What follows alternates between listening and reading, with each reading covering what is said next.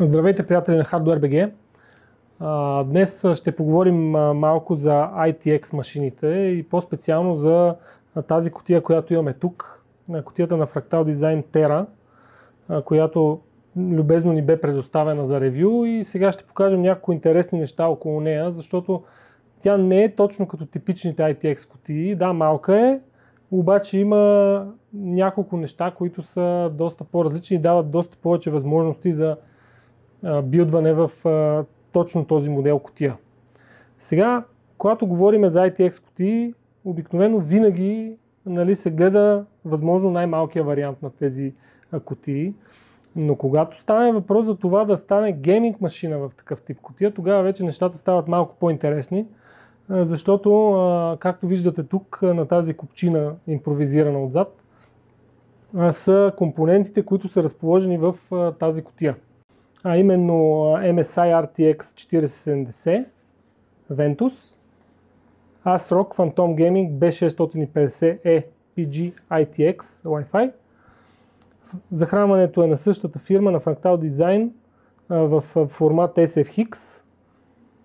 Имаме Noctua NHL12S, хард диска, той е без значение, Lexar NM710. Сега, тази кутия има нещо доста интересно, което в повечето ITX кутии не се наблюдава. И именно това, че тя ви дава избора да направите балансирана конфигурация. Независимо дали искате конфигурацията да бъде за гейминг или за филми, вие имате правото да избирате едно много интересно нещо. Ето сега ще отворя от тук. Ето така се сваля този капак. Вие може да погледнете сега тук. Ето това нещо, което са измислили хората от Fractal Design, което дава правото вие да местите шасито, което носи дънната платка, в две посоки, в зависимост от това какво предпочитате да сглобите като конфигурация. Когато решите да сглобите конфигурация, която е за филми и нямате необходимост от видеокарта, тогава вие може спокойно да мръднете конзолата, която държи дънната платка, в най-долна позиция, и по този начин вие печелите правото да сложите по-висок охладител на процесора. Както виждате, тук много комфортно се е разположил Noctua NHL12S с перка, която е разположена от долната страна на охладителя. Когато решите да направите геймърска конфигурация, все пак имате право и на този избор. В такъв случай може да се сложи конзолата в средна позиция, така че от другата страна да се отвори място за видеокарта. Сега в случая тази видеокарта е в slim вариант. Далеч сме от идеята, че може да се използват всички модели на видеокарти, но все пак 4070 може да осигури доста комфортен гейминг и да се охлажда перфектно в тази кутия, и в slim варианта. Самата кутия е вентилирана от всички страни. От страната на видеокартата имате уребрение, през което кутията спокойно поема въздуха, нужен за видеокартата, за да може да се охлади и да достави достатъчно количество въздух. Ето тук може да видите, тази карта е в пълен размер, единствено е по-тъничка от обикновените карти.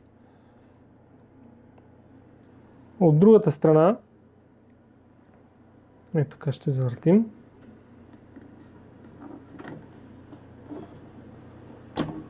По същия начин се отваря, оттам се използва за охлаждане на процесора и на захранването.